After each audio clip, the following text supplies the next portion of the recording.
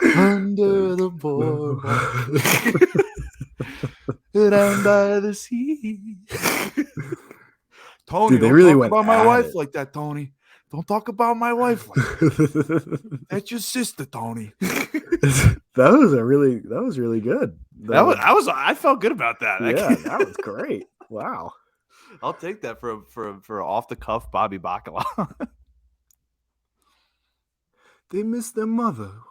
Whoa, Tony, come on. Tony, come on. I don't want to be Santa. Ho fucking ho. Oh man. Oh my goodness All gracious, Samuel. It has been shared in the chat, and I'm ready to go. Are you ready to go? Yes, sir. Mm-hmm. Fix my mic. 3, 2, 1. Philly! Hello, everybody. Hello, Philadelphia. Welcome back once again to yet another edition of the Wolves of Broad Street podcast. As always, my name is Ryan Conway, and joining me, of course, is my illustrious co-host and wartime consigliere, Sam Glavin, and we have our producer behind the glass, Seamus G, chopping everything up for us, get the stats, the banners, all that good stuff. Samuel Glavin, it's our last episode of 2021. It's our post-Christmas episode. It's our New Year's episode. Hope you had a nice Christmas before we really get into it, because we got a lot to talk about, but I hope you had a nice Christmas, bud. Yeah, thanks, man. I got one thing to say to you. Merry Christmas, Calm. Merry Christmas. Merry Christmas, Come on, Calm. It's Christmas. That's 2 Sopranos references already. 2 Sopranos references. Beautiful. Oh, absolutely beautiful. We're off to a rip-roaring Yeah, I had a great Christmas. You know, it was good. Good to see the fam. Got to hang out with Seamus G for a little bit, which is pretty cool. Yeah, and now, dude, we're coming into the end of the season. Like, it was crazy, dude. End of the NFL season is coming in hot. We have 2 weeks left. The Birds can lock up the wild card on Sunday. We can make the playoffs on Sunday, which is absurd. I mean, that's not what anybody was thinking 10 weeks ago. Just think about this. We're 2-5 after the Raiders game. Did you, in your right mind, think that we could possibly go and secure a playoff spot with a whole week left? No. It's absurd.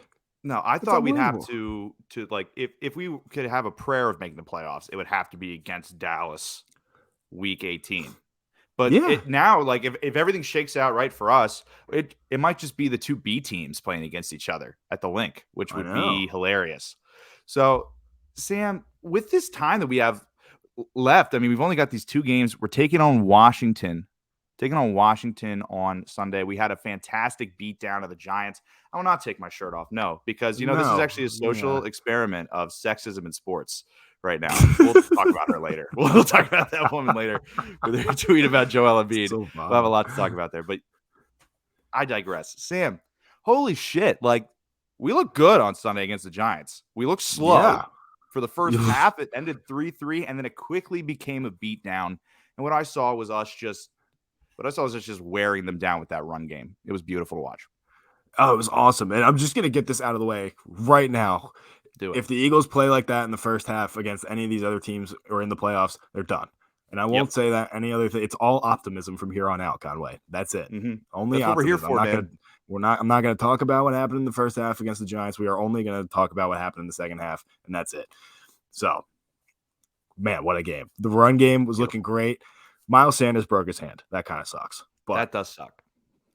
Who cares? I like Boston Scott and Jordan Howard. I like that 1-2 punch. And it sounds like Jordan Howard, I mean, he got hurt in that game too with that stinger, whatever they call it. But I like that 1-2 punch, man. And it sounds like he's going to play, which is pretty cool. So I'm very, very optimistic about this game. I don't think that the Washington game is going to be a cakewalk by any means. By any means. And for one specific reason. They got embarrassed on primetime television by the Dallas Cowboys. And if Ron Rivera is any coach at all, which he definitely is, he's going to want his guys to play spoiler, and they're going to show up on Sunday, and the Eagles better be ready. Absolutely. Like, that's the biggest thing, man, is obviously we're riding a momentum high, and we're going up against a team that was completely demoralized. But it's a division game. Anything can happen. And you're right, dude. They've got a real head coach. They don't have Jay Gruden anymore, who is like the opposite of a leader of men. They have a real head coach in Ron Rivera, who I'm sure he could he could motivate me to do pretty much anything. That guy, considering all the shit that he's had to go through, especially just during his tenure in Washington. So we're gonna have to come out and give it our A game. And regardless, dude, I mean, honestly, regardless of whether or not we have, I mean, we're not gonna have Miles Sanders. We may not have Jordan Howard. There's no, he didn't participate in practice today. I mean, I'm assuming they're just keeping him on the injury report just to, fuck with Washington a little bit, make him prepare for everything. But hopefully that stinger heals up and we have those 3 backs in the backfield that we like. We've got Gainwell back there, who's a good pass catcher. We signed Kerryon Johnson too. So in case, I mean, I'm not super hype about that. It's not like amazing, but like we have him as reinforcements in case we need him if Jordan Howard doesn't play. And dude, honestly, to me, as long as we have an average NFL running back in our backfield, we're gonna be fine. That's exactly what I was gonna say. Yeah, anybody we could put you back there and you get at least 50 yards. I mean, I'd average 3 yards a carry. Yeah, I hit the holes. I just follow the big guys. They'd make my job easy. You see the holes, dude, on Sunday against the Giants? Oh, so awesome. Miles Sanders was just running untouched for 10 yards. Yeah. And that wasn't like a bad play design by the defense. It was just, nope, Eagles offensive line moved everyone out of the way. And it was great. That was so amazing just to watch us dominate up front. Yeah, I heard some like ridiculous stat, and I'm gonna butcher it, I know, but I heard the stat like a couple weeks ago, and Miles Sanders is like 3rd in the league in yards before contact, and the only 2 guys that are above are quarterbacks. I'm pretty sure, because when quarterbacks run, they go for a little bit and then they get touched. But for a running back to have that stat is ridiculous. Yeah, that's a little silly. Because like they're always just getting like crapped on like as soon as they come past the line. I mean, it's just like an absurd stat. I forget what the exact number was. It was like something 3 or 4 yards per carry, like before contact, like before initial contact. That doesn't even count the yards that he's getting after contact, which is like not that much because Miles Sanders hasn't really been doing that this year. He's not a big tackle breaker. He's just making guys miss completely usually, which is fine with me. Fine with me. He can easily do that, dude. And that's funny that you bring that up because I thought you misspoke. Like yards, because yards before contact is just not a running back stat. It's yards after contact. No, that was like the Marshawn Lynch. Like he could get stopped behind the line of scrimmage in that Super Bowl game against the Patriots and still score. On average, he averaged 2.5 yards after contact. Meanwhile, Miles Sanders is averaging 3 before he's even touched. That's A, how good he is at reading those holes, and B, just how honestly it's easy. It's like reading something in like 96 point font. It's incredibly easy to read what that is. It's direct. It's right there in front of you. You're like, oh shit, yeah, I know exactly what that says. I can follow that pretty easily, and that's exactly what Miles Sanders is doing. And it's great that we have. I mean, he's a little shifty. He's got like shades of Shady McCoy in the backfield. Like he had a couple nice runs where the offensive line got blown up a little bit, and he just kind of bounced it around and got out of there. But he doesn't have to do it that often. So that's good that he doesn't have to dance around back there like that because of how solid this offensive line is. And honestly, the run designs themselves from Nick Sirianni are awesome. He's been putting his guys in a position to succeed this back half of the year. After that flower speech, dude, Sirianni has turned this whole thing around. And he's been utilizing the different skills because each running back on our roster has a different skill, which is phenomenal. Like that never happens. And it's a guy like Miles Sanders, who's your number 1 back, right? Who can read the hole. He's probably the fastest running back. And you got a guy like Jordan Howard, who's north-south, punching in on 3rd down. And Boston Scott, who is just like a weapon. I mean, I guess he's sort of just a weapon. He's just a weapon, especially against the Giants. Dude. I mean, dude, and he's just so slept on. I mean, he's the best. I mean, he can take it out to the outside and he can go up like north and south too. Like not to the degree of the previously mentioned backs, but he can do both, which is awesome. Kenny Gainwell can catch patches out of the backfield. Such an asset to have. And then we have Kenny G. Kenny G is just like, dude, I'm here and I'm good. And Yeah. I don't even get the ball because I've got 3 guys ahead of me that are just excellent at their Mm-hmm. jobs. So hopefully we get Jordan Howard back. I think if we do, here's the thing. I do think we beat Washington. I think we beat Washington. I agree. And here, you know what? I'm going to look up the playoff scenario here because Sporty Jordy over here at the Liberty Line, of course, the Wolves of Broad Street, coming to you on the Liberty Line Podcast Network. Put together a little. Let me see here. How can the Eagles clinch a playoff spot? Off the top of my head, let me see if I can get this right. Yeah, let's do it. So I know the Vikings need to lose, and they're playing against the Packers, I believe, which is yes, sir. Which is fine. I think the 49ers need to win, which is weird, but they need to win. And then we already had the one thing where the Dolphins beat the Saints, which is good. And then what else? And then we need to beat the Washington football team. And I think that does it, right? Yeah. How did I do? That's it. That's it right there. You got it. I mean, the 49ers beating the Texans can be swapped for Saints losing to the Panthers, but either one of those. So it's a 3-leg parlay. It's a 3-leg parlay here. And you can bet that parlay on the Park Sportsbook app. Of course, you can download it in the App Store. You can log on, parksportsbook.com. And of course, use promo code WOLVES69. Bet along with us. Deposit $25. Helps us out. I mean, it doesn't really mean anything, but you could deposit as much money as you want, but you get a risk-free bet of up to $500 when you make an account with the code WOLVES69. Stay tuned as well, folks, because as we get into January, as you know, the NBA season picks up and it starts to get a little more serious, starts to get a little more crunch time, and as the playoffs start up, a lot of sports betting going to be going on here at the Liberty Line, and it's going to be with the Parks Sportsbook app, WOLVES69. Bet a 3-leg parlay. Eagles money line.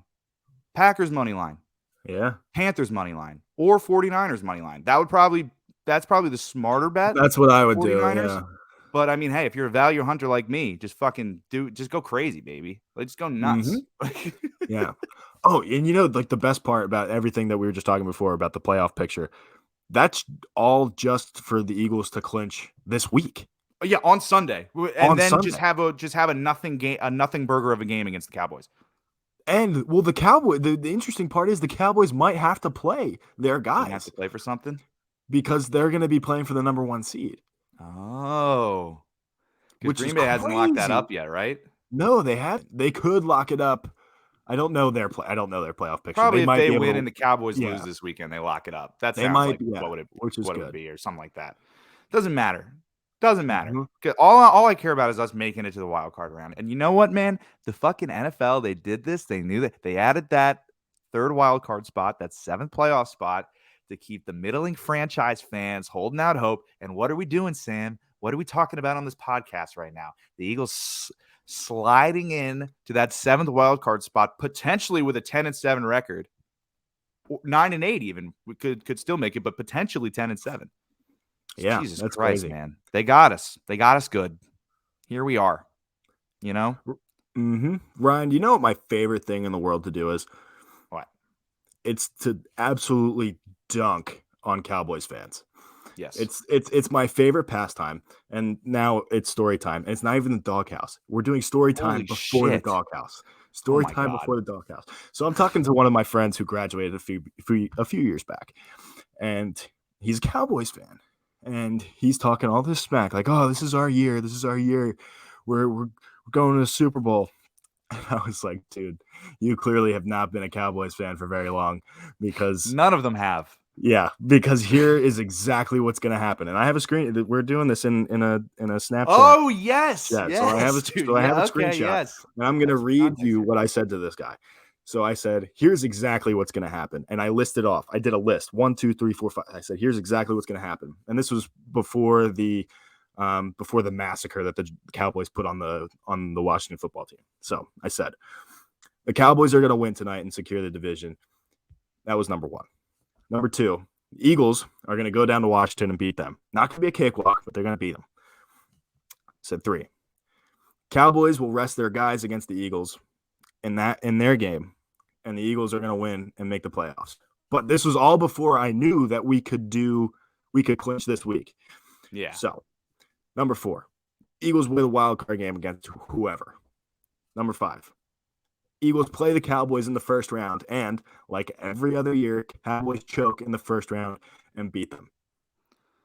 Would it not be the best thing in the whole world for the Cowboys to rest their guys against us, let us into the playoffs, and then go and beat our wild card opponent, and then go down to Dallas and beat them after they let us in, resting their players? Would that not be the best thing in the whole world? That would be awesome. That would be fantastic. That would make my whole year, and it would be after the new year, and it would make my whole 2022. Oh, dude, I'd be set. We could lose in the next round to anybody. I would be set. I wouldn't for life. That would be my Super Bowl right there. That would be poetic justice. That would be so beautiful because that would mean they beat us once out of the 3 times this year, making us the better football team. Mm-hmm. That would just be the funniest fucking shit because we're so obviously not the better football team. I hate to say it, but it's just what's going to happen. Over and over and over again for 25 years. 25 years. I would love it. That'd be so great. If we can just... Dude, here's the thing. Right now, dude, we're lined up to play the Cowboys in the wild card round because the number 1 seed is the only seed that gets a bye now. So it'll be the 7th seed versus the 2 seed. Cowboys in the 2nd seed, us in the 7th seed. Just bounce them. Get them out of here. Whether or not we beat them at the end of the year doesn't matter. In the playoffs, it matters. That's what it matters. No, regardless, dude. Awesome. I'm looking forward to it. I'm very much looking forward to it, too. And one thing I want to talk about, too, we've been talking a lot about the run game. I want to talk about the passing game. James G, could you pull up the stats for that Giants game just real quick? Because it was an excellent passing performance out of Jalen Hurts, and I feel like we'd be remiss if we didn't talk about it. One of his best of the year, if I'm not mistaken. I mean, absolutely. I think and it's only. I mean, obviously, we're just talking about the second half, right? I mean, all of the good that came from this game came from the second half. So, which is unbelievable. I mean, it's just so great. I mean, we could take a look. I mean, he didn't rush as much as he usually did, but that was because he's on that broken ankle, or not broken ankle, but he's on his ankle is kind of screwed up, which honestly might be, or I'm going to throw a hot take out there. This ankle injury might be the best thing that ever happened to Jalen Hurts. Oh, yeah. I think I get what you're getting at here. Because it's forcing him, or it has forced him to stay in the pocket and get reps in. And he's not able to, make a quick exit like he usually does. He's got to stay in there, take the pressure, and make a pass. Yeah. And he's getting those reps.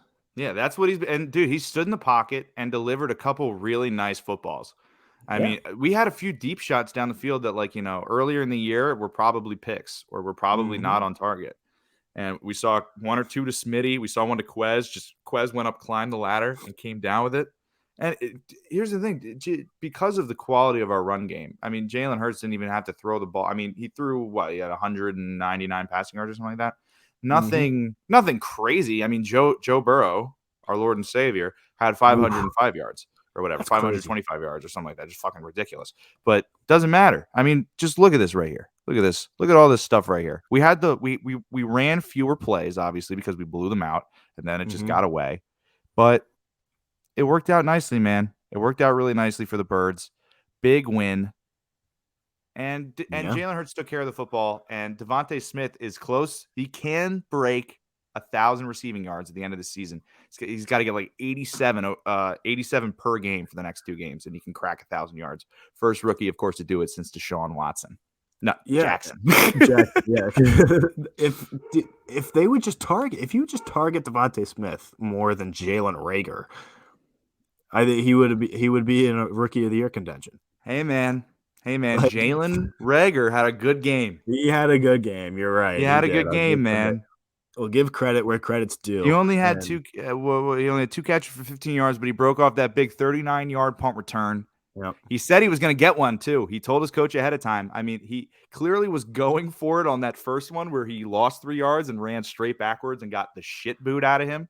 But dude, I mean, you could hear him through the screen. He was getting booed and booed and booed. Yeah. But then he made that big play, and I'm pretty sure that was the loudest the link was all day. I mean, I wasn't there, but just based on what I could hear through the screen, they were going ballistic for this guy, which was hilarious because you could, but hell, man, I booed Jalen Reagor anywhere. I'd boo him at the game. I'd boo him if he was like serving meals at a soup kitchen. I would boo him. But like, if I saw him at Walmart, I'd boo him. I'd boo boo him him.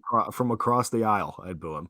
But hey, man, 39-yard punt return, doing his job. Yeah. He had a couple nice catches, obviously. You know, I mean, he only had 2, but they were both just like solid plays. So hey, yeah, nothing really to worry about here. I know. Got to give credit where credit's due. And speaking of which, Ryan, I feel like we just have to talk about this guy. I feel like we have to talk about Howie Roseman. I really do. I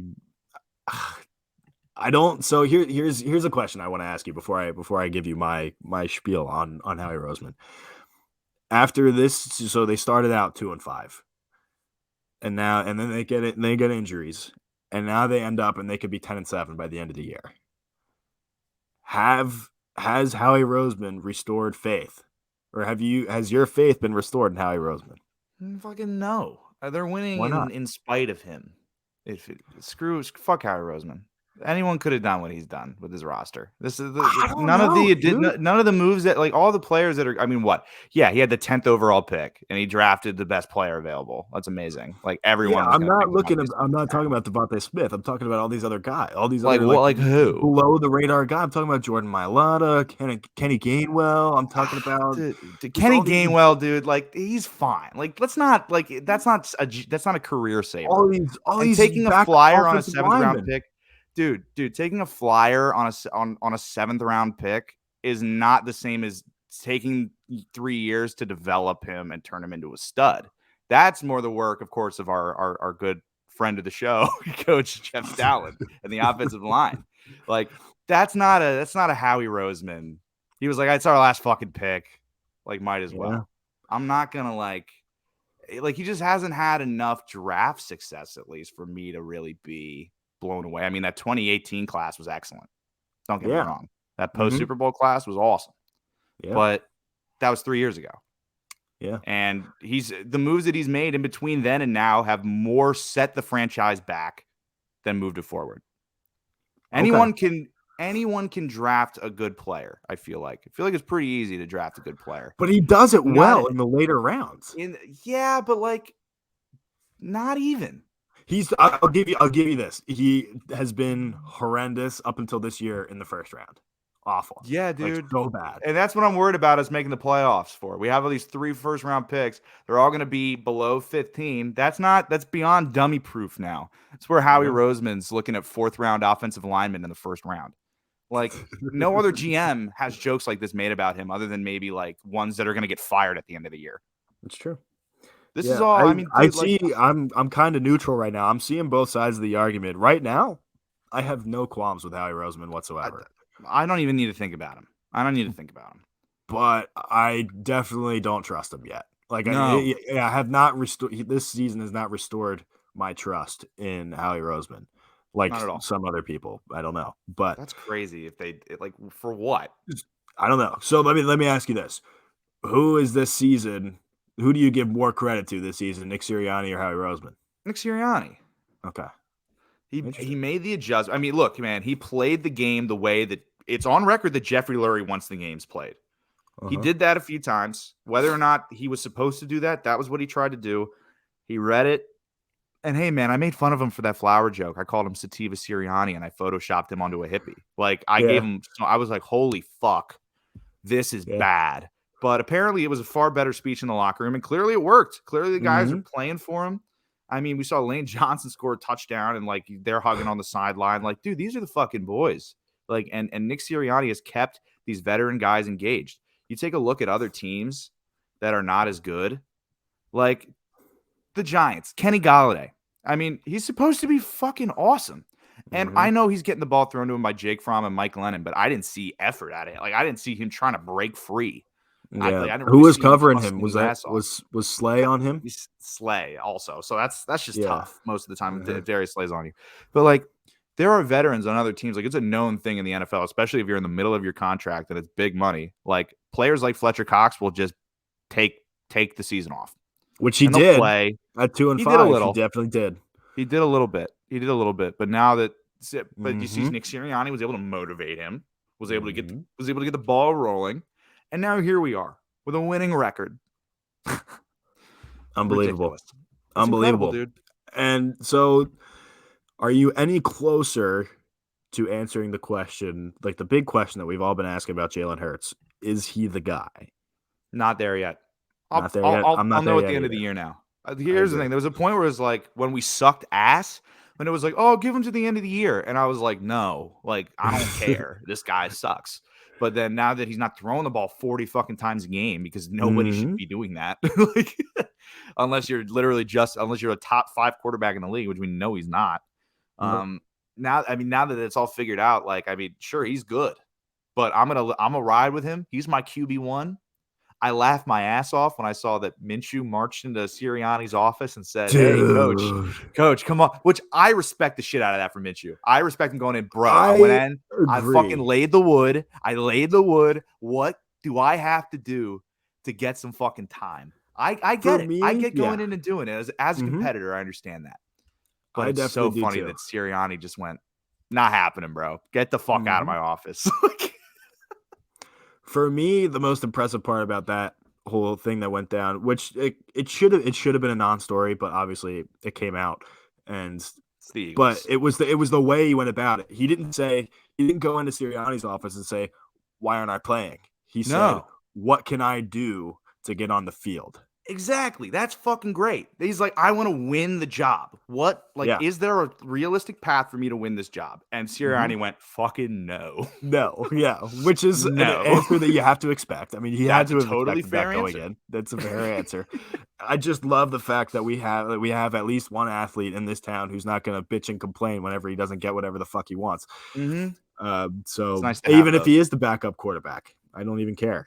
Just happy to know that we have at least one guy in the city with a sack.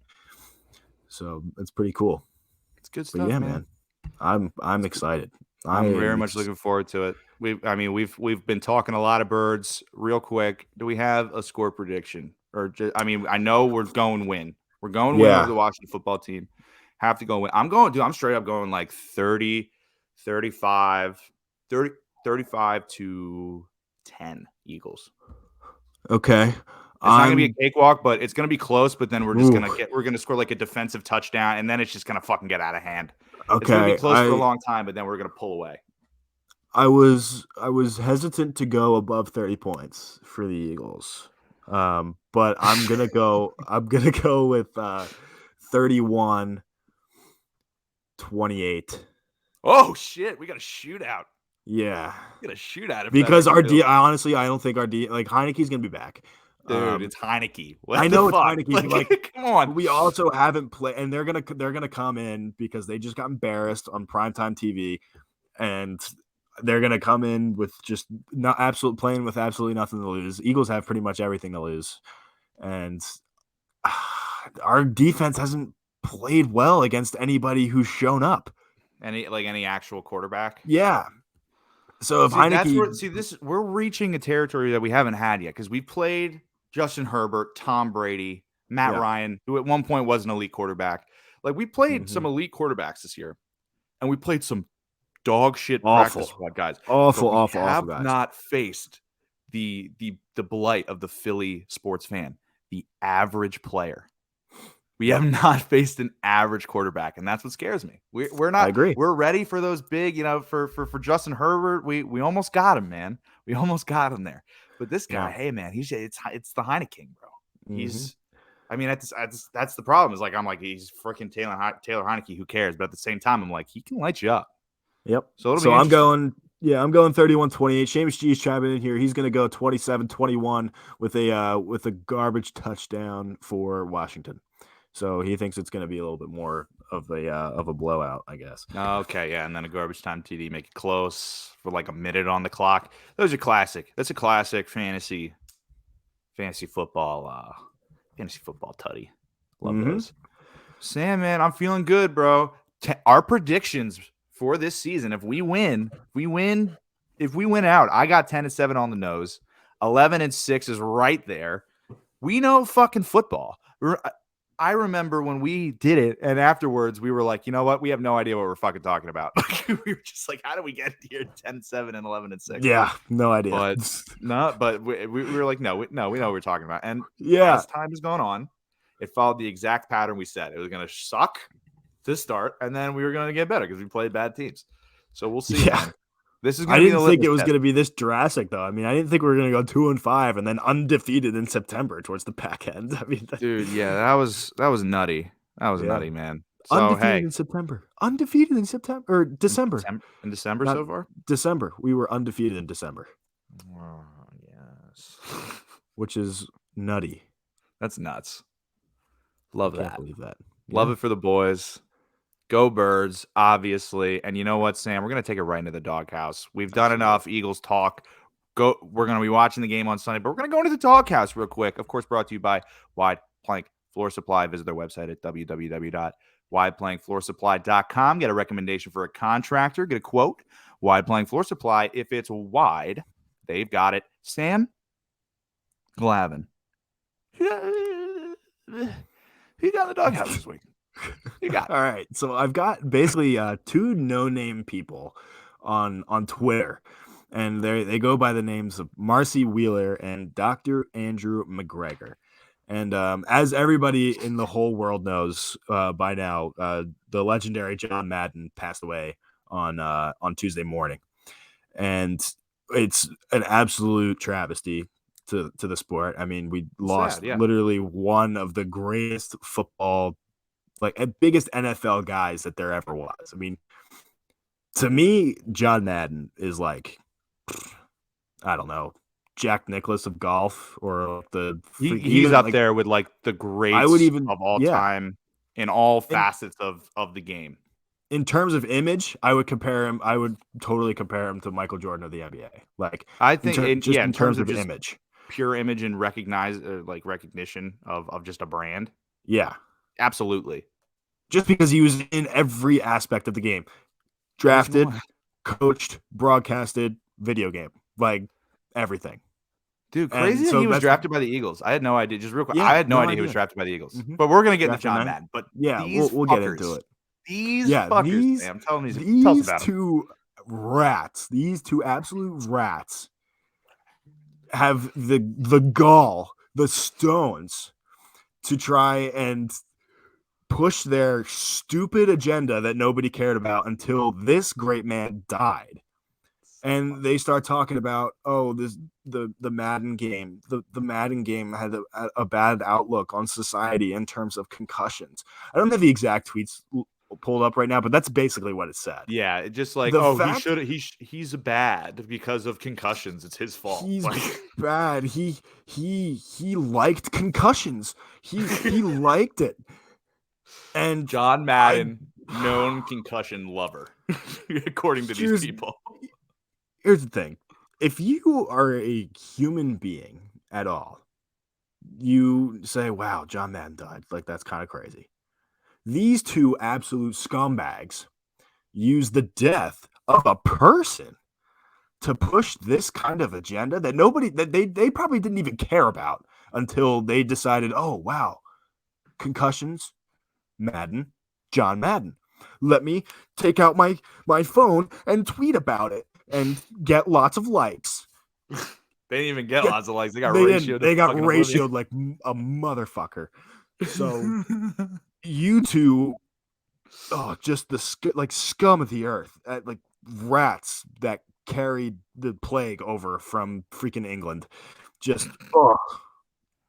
grinds my gears. The fact that they would use someone who died, his body's not even cold yet, Ryan. Dude, no respect for the dead. And the one guy was like, to all of those eulogizing Madden, why not take a second and think about his impact on this and how his video game dehumanized black people? And this is from like a white guy. That's just, and I'm just like, whoa, buddy, whoa, hold on a minute, Jesus Christ, where'd this all come from? Vic had a funny reply to him. Of course, Victor Williams of the Liberty Line at the Philly Pod hit him with a, just say you were ass at Madden. That's perfect. It's perfect because that's what it is, perfect. dude. It's just fucking, it's crybaby bullshit.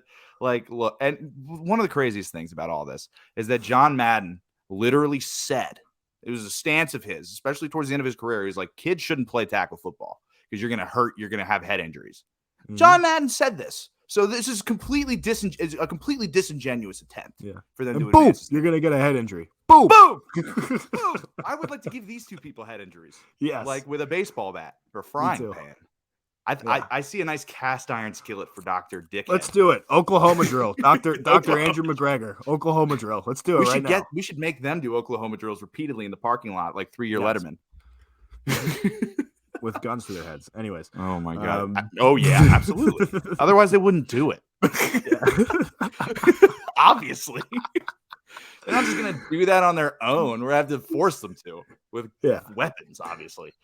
Anyways, Ryan, more on John Madden later. We got a whole segment dedicated to John Madden, so we'll talk about him a little later. Ryan, who do you have in the doghouse right now, Sam? I got Doc Rivers in the doghouse, and I'll tell you why, man. I mean, come on, look. My disdain for Doc Rivers is pretty well documented. Both of us were trying to decide who would give, each sermon on the mount for their doghouse, because both of these were pretty much equally in on. But Doc Rivers, dude, I have a special place in like the depths of my soul. That's like, especially for hate, and that's the Doc Rivers corner. Especially, dude. Look, coaching shit aside, just the way that he carries himself, I don't like, and it doesn't matter what he sounds like, what he's saying, what he looks like. This is not an impact thing. This is just, I don't like the way that sometimes he talks to the media. And look, I get it. You got to be a little thorny. But when Keith Pompey goes and asks, hey, man, are you a little concerned you didn't beat the fucking G League Raptors, especially after losing to the COVID Hawks with no Trae Young, no Clint Capella? Their best player that was starting was John Collins. And then who was it? Like Solomon Hill that was starting? Oh no! Oh yeah, that for the Raptors game last night. Oh, the Raptors. Okay, yeah, but against the Hawks, Trae Young was out, and then we lost to the Heat with no Jimmy, no Bam, Gabe Vincent in 7 threes. Like, so this is a problem that the Sixers have, not not being able to put away undermanned teams and losing to them. Look, I'm not saying we had to blow them out by 20, but the fact that we had a big lead and we couldn't close a game it warrants a question from Keith. Now, Keith Pompey is a little bit of an asshole. So I understand that maybe the question wasn't phrased great, and Doc definitely does. Keith's beefing with everybody. So Beef Pompey, you might as well call him. So we're getting that trending. Absolutely. Love that. That's great. James, you get a hashtag Beef Pompey. Hashtag Beef Pompey. Doc basically, Keith asked him about this, and Doc just says, that's a dumbass question, Keith. And like a 2-minute answer is like, well, this is the NBA, Keith. Blah, blah, blah, blah, blah. And I'm like, Doc, shut the fuck up, man. Just be like, maybe we should have closed it out, Beef Pompey. Maybe we should have closed it out. Our guys weren't clinical down the stretch. Tyrese Maxey, 2 of 11. Tobias Harris, 3 of 12. Like, granny had a triple-double, and he found other ways to be effective. Double-digit assists, got to the line a bunch. That's huge. Tobias had a good game, even though he wasn't hitting his field goals. I have to give him that. But Doc Rivers, it's just like, come on, man. Like, it's a valid question from Keith. He asked him a very valid question. Now, maybe he could have phrased it a little different, be like, hey, we noticed you struggle to put away teams down the stretch in general, but do you think it's even more annoying when the team has no stars and you have Joel Embiid carrying the team on his fucking back every night? And Doc's response was just, to me, it was unacceptable and unprofessional, but I think we all lose. We all lose for having to think about it. I mean, I win because I wrote an article about it today, and it got clicks out the ass. But oink oink, oink oink, piggies. Here's what I have to say about this whole Doc Rivers thing. This whole interview, that 2 minutes of an answer from Doc Rivers sent me over the edge on Doc Rivers. I want him out of here. And Ryan, you know me better than most when it comes to how I feel about some of the questions that the media ask coaches. And you generally err on the side of the players or the coaches. Yeah, because most of the time you're like, oh my God, what the fuck is that? I am completely and unequivocally on the side of Keith Pompey in this. Absolutely. Because the answer that Doc Rivers gave, not only was it shit, but it was disrespectful as fuck. Like, This is rude, dude. he was like, rude. you like Keith, and he kept saying Keith. He kept saying Keith, and he was like, Keith, like It's a you've obviously dumbass never. question, Keith. Yeah, Come on, man. God you've damn it. obviously never played the game of basketball. And I was like, well, he's covered it for like 25 years. So, I mean, I feel like he's got a pretty good idea of what the game of basketball is like, especially in the NBA. And then he said that was a dumbass question. And it wasn't. A dumbass question. That's the thing you say when you get like and those two things combined is what you say when you're getting defensive and you know that reporter is right and you don't want to answer the question. Oh yeah, no, I know how Doc was feeling like physically. He was like hot. Yes. He was just like, oh fuck, and he tensed up and he just exploded, and it wasn't cool. Cool. Get in the doghouse, Doc. You can join Dr. McDickhead and what's her face in there. And that's going to do it for the Dogcast, brought to you by Wide Plank Floor Supply. Visit their website at www.wideplankfloorsupply.com. Get a recommendation for a contractor. Get a quote. Wide Plank Floor Supply. If it's wide, they've got it. Sam Glaber. I'm going to keep talking John Madden. Eagles legend, John Madden. Yeah, fully. Obviously, like one of the most revered members of the football community possibly ever. Like, I mean, I remember him most as a broadcaster, still an excellent coach, just a grower of the game, and of course from the famous video franchise. Yeah, of course. Just crazy to hear that he had passed. I mean, I honestly, to be fully honest with you, I was unaware that he was still alive. I didn't know how old he was. Damn it, Ryan. I didn't know how old he was. I didn't know. And then when I found, I was sad. I'm still sad about it. Yeah. But I was just like, oh shit, Jesus Christ. But the thing for me with John Madden was I remember him a little bit as a broadcaster, but it's so like prominent in my head. Like that's when I first started watching football. And the thing that I loved most about John Madden basically taught me football. Obviously, like my dad. I was watching with my dad, right? So my dad was teaching me about football, but John Madden made it so much easier. He wasn't sitting there like Chris Collinsworth, breaking it down, like showing him how smart, showing everybody how smart he is, how great of a football mind he is. No, John Madden just loved football, and he was like, "Here, this guy's gonna come over here, boom, he's gonna block him, boom, that opens up the hole for the running back, boom." Like it was just he made it so simple, and the partnership with Pat Summerall too was just so great. Like it was, dude, Pat Summerall, so awesome. And then when he came over with Al Michaels, the whole turducken. No, the turducken. I didn't realize that he was the inventor of the turducken. That's another. I just thought that he was like its biggest fan, and I don't know. I think you're right. I don't know that he did invent that. I think he like got it. You know the big bus that he used to ride in cross country because he didn't fly. He would ride in the Madden Cruise is what they called it, and he would just ride cross country all over the place, and he would stop in like these local places, and I think that's where he found it somewhere in like turducken. Bumfuck like Kansas. Well, he popularized it. Yes. So he's like, this is awesome. Like this is fucking sick. It's three birds. And Beer Can Brain wrote a nice. Oh, I know his name too. I'm going to tell you after the show. I know his real name now. What? Yeah, dude. I know Beer Can Brain's real name. Of course, we'll not be sharing that with the public. No. But he wrote a nice tribute article about John Madden. He said, John Madden, was a lovable goofball who saw three different kinds of birds and went, "I'm hungry." And, I think that's beautiful. I think that's that's special, It's a guy that you can remember him for. You could take football out of the equation for John Madden and just still have the man. And he could have fit in anywhere and probably been just a great, just in terms of the personality and the passion for, I mean, if it wasn't football, it would have been something else. Yep. I'm confident that he'd just be one of, like, if he had a show on the Food Network, he'd be like Gordon Ramsay's fucking dad. Like Gordon Ramsay would wish he was fucking John Madden. That's so it's great. A fact. You know what I think solidifies like his legend is the fact. So he did the All Madden team right every year, and it was guys that it wasn't necessarily the most talented guys or like obviously talented people who made the All Madden team, but it got to be so big where players would want to be on the All Madden team more than they would want to be All Pro. Yeah, dude, it's mad. It's fucking John Madden, dude. It's John, like that. The fact that he had so much influence on the players and on the NFL community that they wanted to be on his and this is no slight to John Madden, his fictitious list, a list that means absolutely nothing, that meant absolutely nothing, but he turned it into something. What is just could you imagine? It's like Michael Jordan saying, "Yeah, these are the best players in the NBA right now." Yeah, it's crazy, man. It's crazy stuff. Dude, him in the booth was legendary, and I know you and Seamus G have queued up a little call for us from a Cowboys Eagles game. Yeah, this is probably his most famous call in terms of Eagles, and he did a lot. He did a lot of Cowboys games, right? I'm not gonna lie to you. They were on national television a lot. They were on national television, you know. Yes, they were on a lot. It's not his fault. Yeah, not his fault. So let's play this little clip. This is a huge play. I mean, you can see the game is tied 17-17, and Schwitzer, the coach for the Dallas Cowboys, is about to make a very, very stupid call. So let's watch.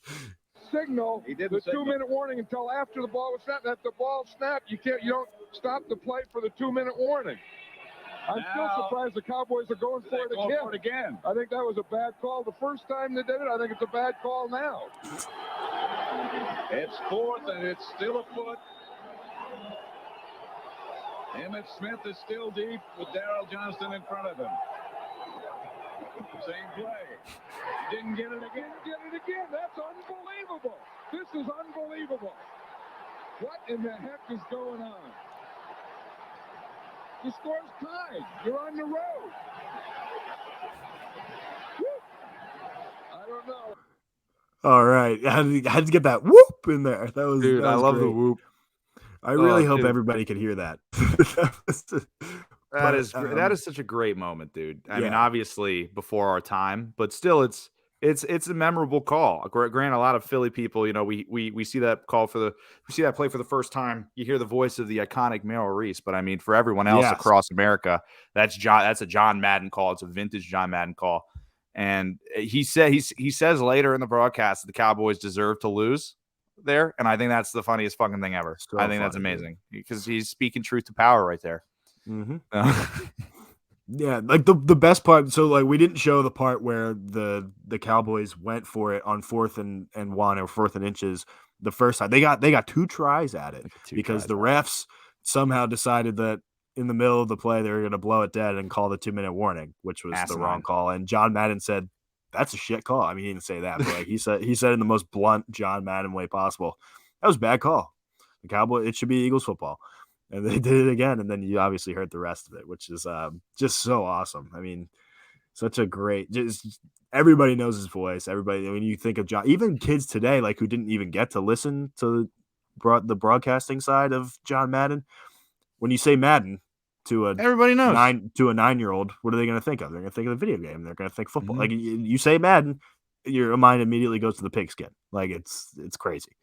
He's synonymous with football. Absolutely will be missed. Sad to lose him.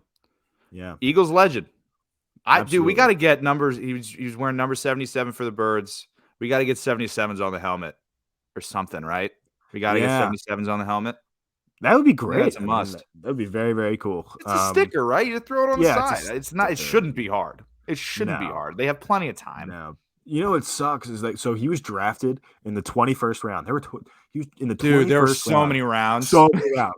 That in and of itself is stupid. But he got hurt. He blew up his knee in his first training camp with the Eagles and never played again. Yeah. And then he went on to beat the Packers in the World Championship 2 years later. Yep. And coach. That's tough. He could have got a ring there, but he did fine anyway. Mm-hmm. I think his legacy is fine. I don't think he's got a ring. Never played the game. I love when things just come full circle like that. What are John Madden's defensive metrics? All right.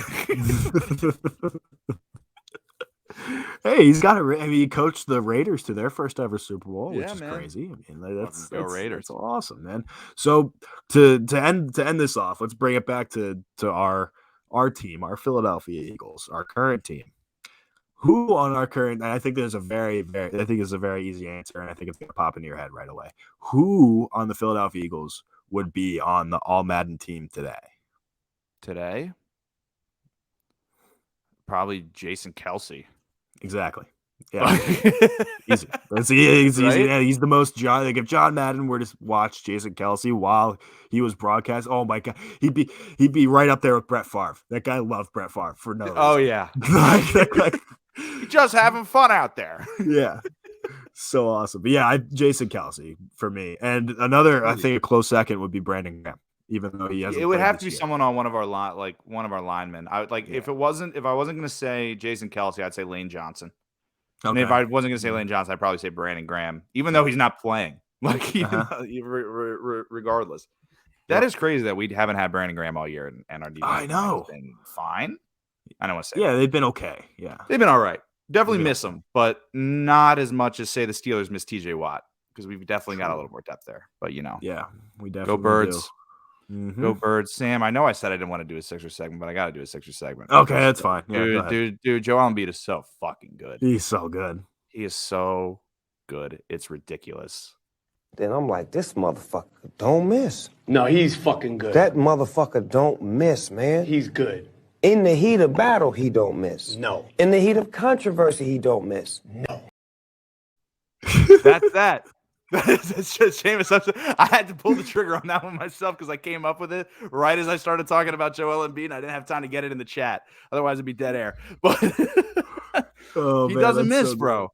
He does not fucking miss. Dropped 36 against the Raptors. He's been going absolutely ridiculous this season. And especially, he's ramped it up from, coming back from injury with the COVID and all that. And he's playing excellent. He really is. And it's nice to see him back and dominating pretty much everybody that comes in his path. It's kind of gross at times.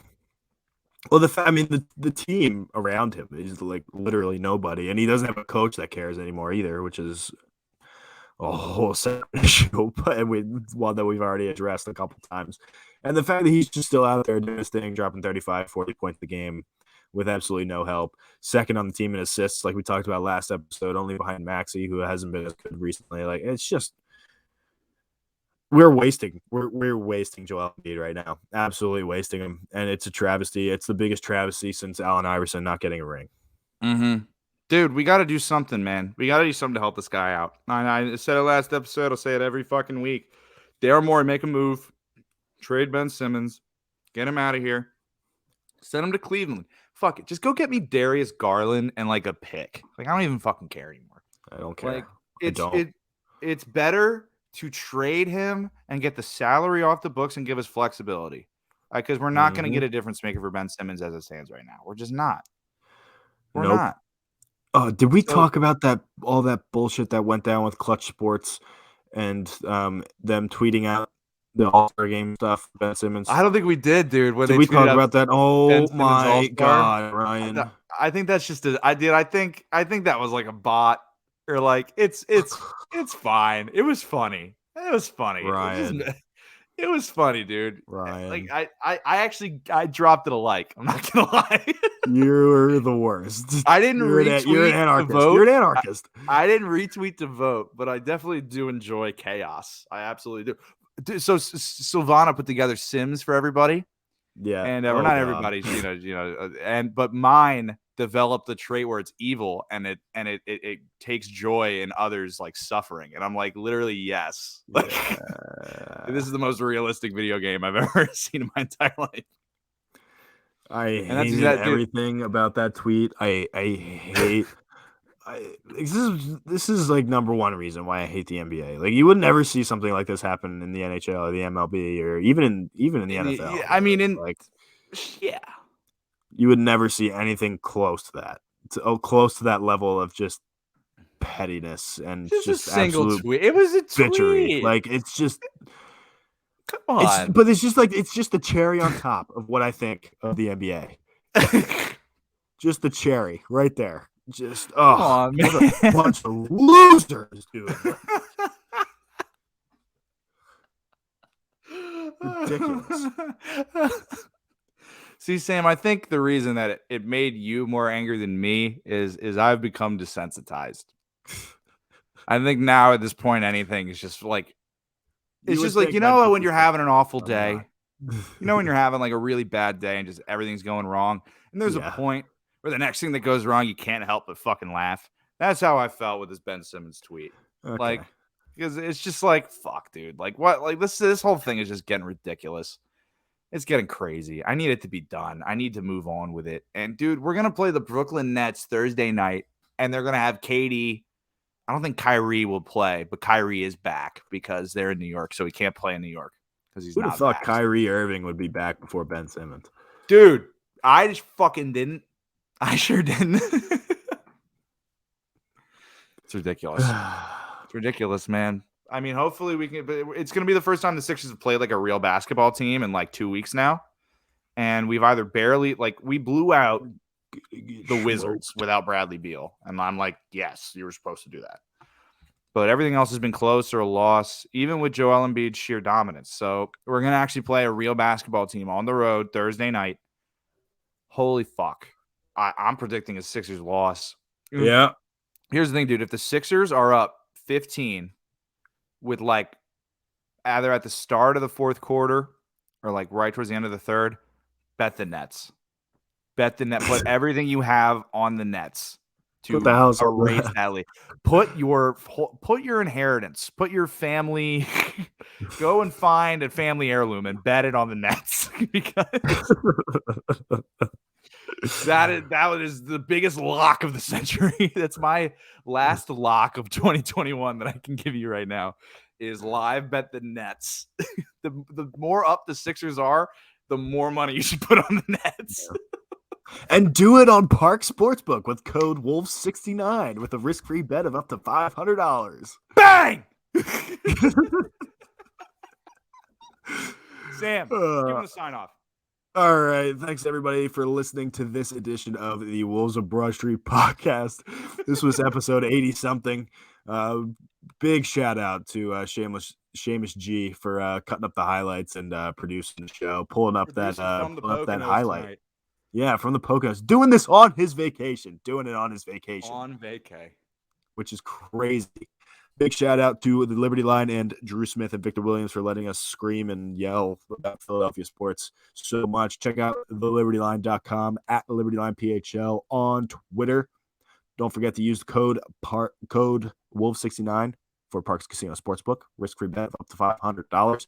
Follow me at SamGlavin06. Follow Ryan Conway at Ryan Conway 76 at Shamelessly SG. Follow the Wolves of Broad Street on all the social medias, just all of them, every single one. If you can think of it, we have it. At Wolves Abroad, ST. That stands for street. That's true. Seamus